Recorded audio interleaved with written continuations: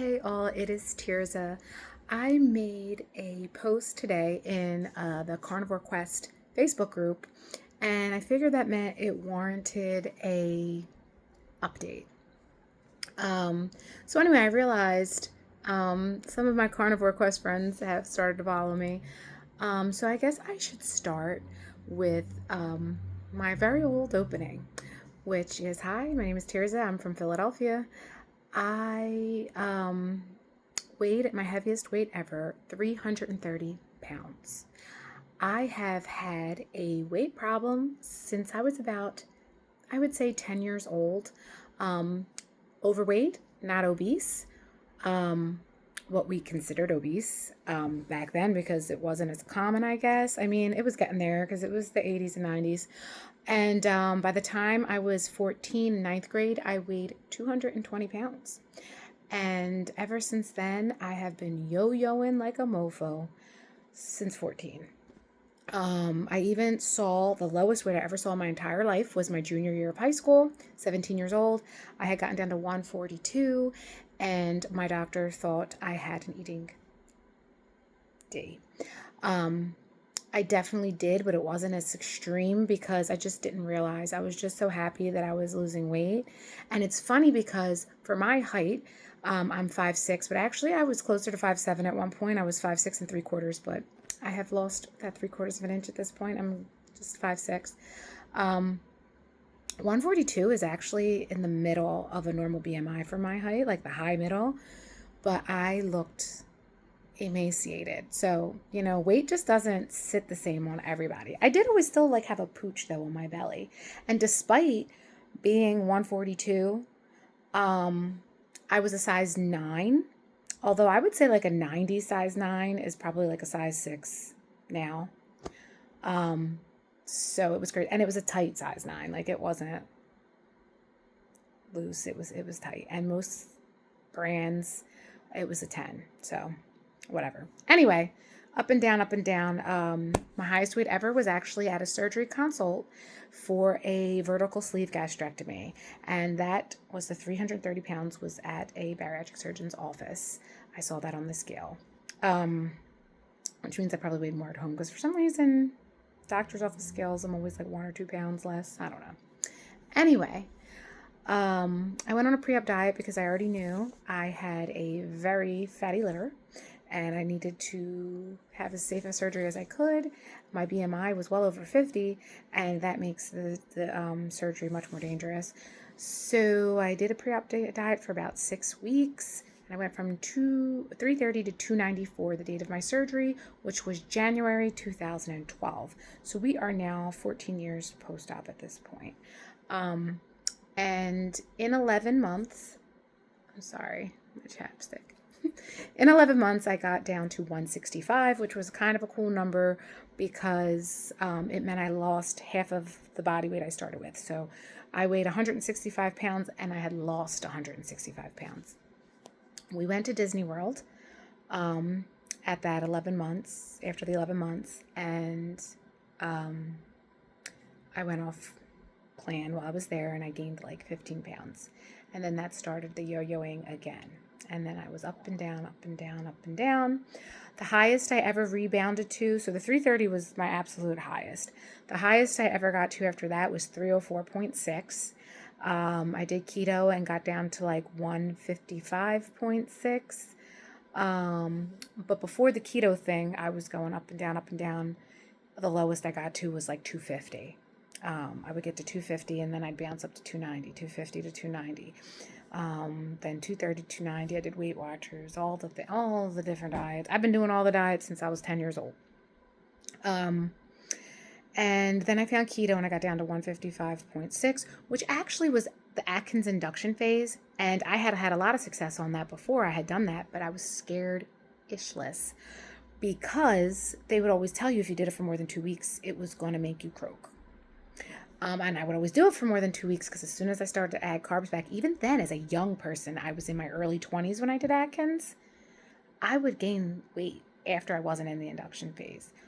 Also, though, I always did things stupidly. If you read the Atkins book, he says get your carbs from berries and leafy greens and broccoli and salad, you know? No, I was buying Carb Smart ice cream, sugar-free gummy bears and crap like that. Stuff I should not have been having as the carbs. So that probably was not helpful either because I was still eating crap, you know? But I found keto, and basically it was Atkins induction, and I did it the right way without all the sugar-free crap. Although once in a while I would indulge in those things.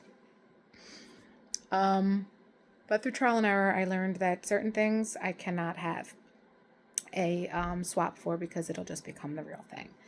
So anyway, yeah. So back and forth, back and forth, back and forth.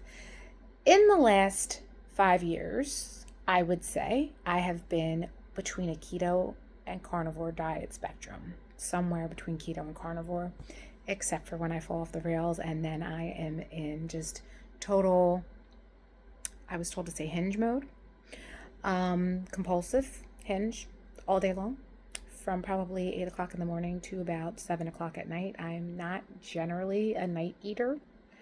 I'm also not generally a soda drinker. I mostly get my calories from food, but I would get frozen coffees, and those probably have a really ton of calories. And that was some of drinking my calories and carbs. Not good, not good. But not really a soda drinker, although I will indulge in a sugar-free soda every once in a blue. But mostly I drank water.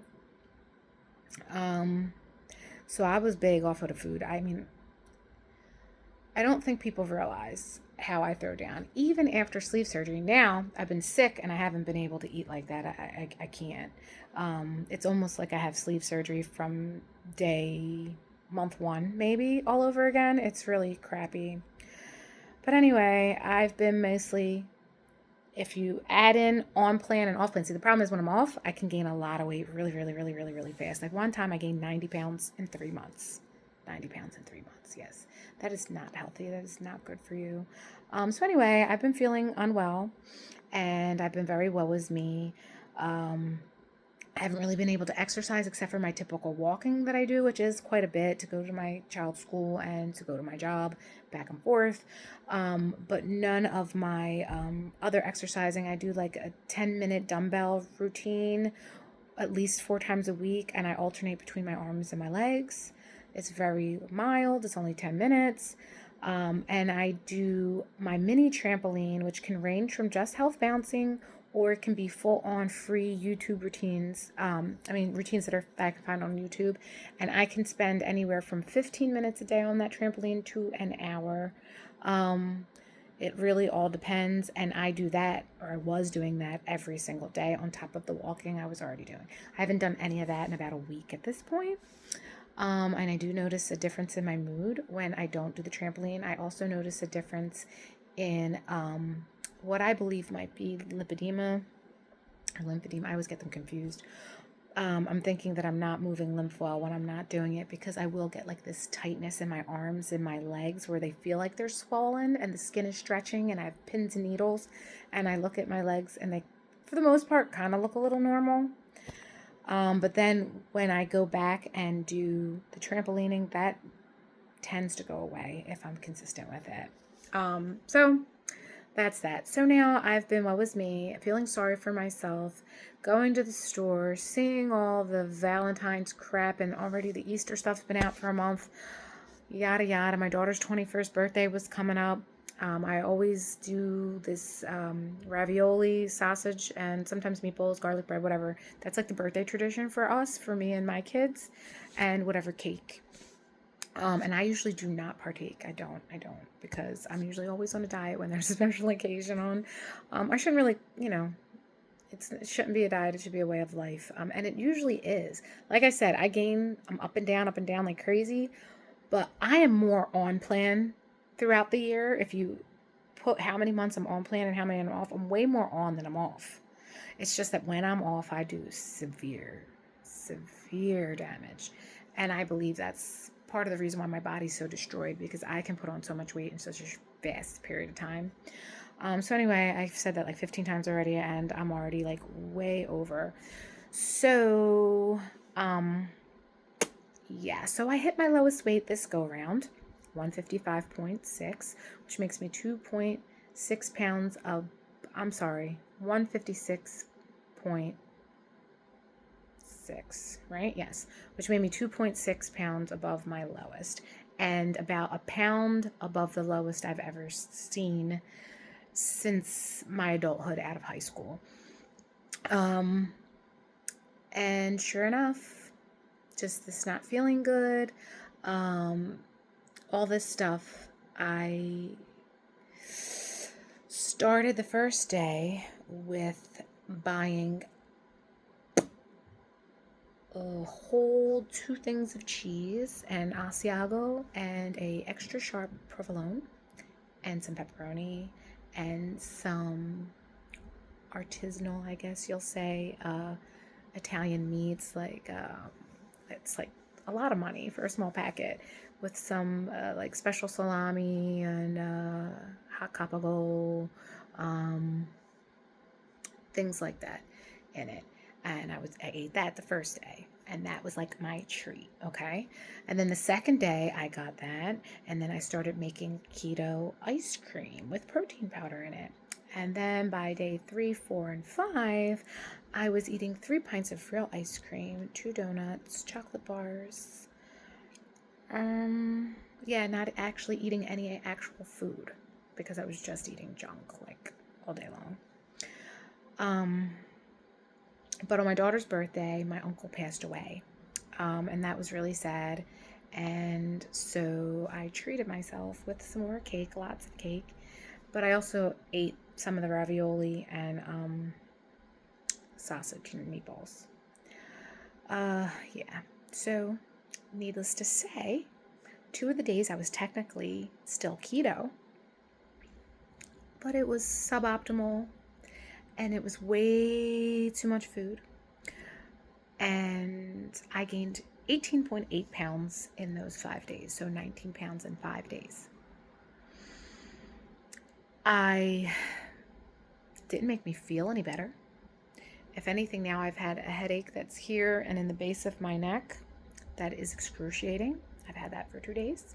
I had to take a migraine pill this morning. It did help me for about 5 hours, and now it's back. But with the migraine pills, you're limited to what you can take in a 24-hour period, so I'm trying to just not take anything more today. Yesterday, I didn't take anything. I just tried to deal with it.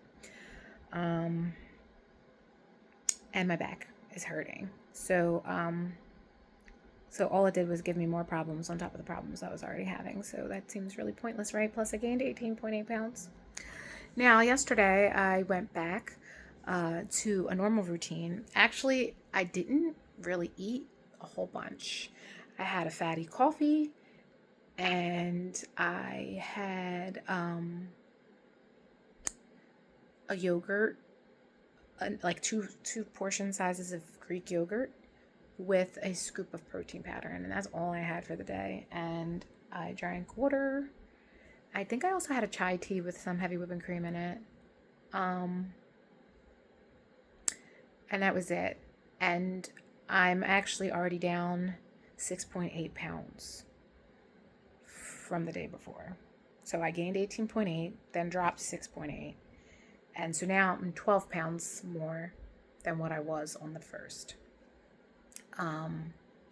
But now this is when the grind happens because I'm not going to lose 6.8 pounds every day. And lately, with the way things have been going, the last couple of times I've gained, in that short amount of time it took me to gain the weight, it takes me double or triple that, sometimes months, to get it off. Luckily, I was close to goal, so that makes it not horrendous. Like, actually, 12 pounds seems so much more doable than 18.8 or 19 pounds seemed. So I'm trying not to sweat it. I know Friday I have to go to the luncheon. And this is the crazy part, okay? My uncle passed away on my daughter's 21st birthday. And his funeral is on my mother's 81st birthday. So we're going to celebrate my mom's birthday on Saturday because we're going to go to the funeral and then the luncheon afterwards. And I'm a little nervous coming off of such a Hinge epidemic for 5 days. Um,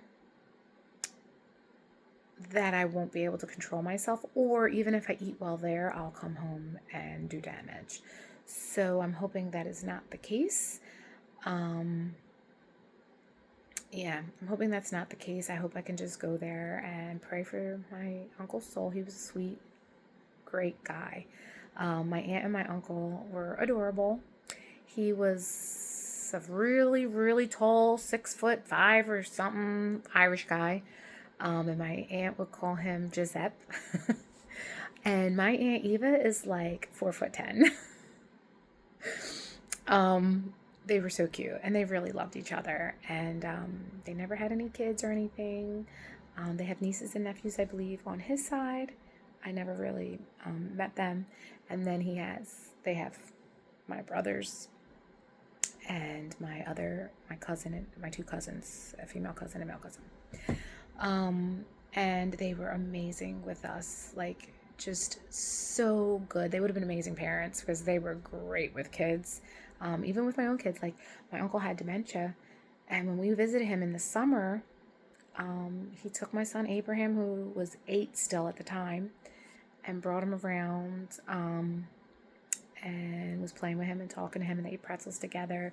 Like, even with the dementia, like, he was still so amazing with kids. Like, they were just good people. I shouldn't say that. My aunt is still with us, although she does have incurable cancer, so it's been a lot. She's been through a lot, and yeah, and they're just like honestly the best people. Like, if two people that were amazingly wonderful people could get together, like, I'm not blowing smoke, like, legit. There's certain people you meet in your life that are just amazing people, and they are that. They're just superb. I feel so bad. So we're gonna celebrate my mom's birthday Saturday. So my mom, in order to make it easier for me, she just wants me to go to this diner that sells slices of Italian. She wants an Italian cream cake and I think a carrot cake. So she just wants one slice each, and then I'm just going to get cupcakes because the kids are going to want something and they're going to want to sing happy birthday. So this way there won't be that crap in the house. It won't be there. Like, they're going to have what they have and it'll be gone. And we can celebrate her and she'll enjoy it. So, that's the plan. Friday makes me more nervous actually than Saturday. So that's the plan going forward. So 19 pounds up. Now I'm 12 pounds up. I don't know where I'll be come the 1st. I doubt I'll be back to where I was. Maybe I will. Because that's another thing I want to say. How is it that when I'm eating the healthy food, I was getting so sick and I could barely eat anything? When I was eating crap, mind you, I still would get full and lots of pain in my stomach really quickly, but I could eat again an hour later, and then the pain would go away an hour later. Now, I can't do that when I'm eating meat. That's it. I eat that, and that's the only meal I can have for the day. That's it. It sits for hours, 16 hours, 12 hours. I can't eat again. My stomach's full. Eating crap, my stomach was full, but like I said, every hour or 2 hours, I could eat again. So, I don't know what's up with that. I don't want them to tell me I can't have my meat because I don't think that's not good either. So, okay. This is almost 20 minutes. I am so sorry. Truly. Bye.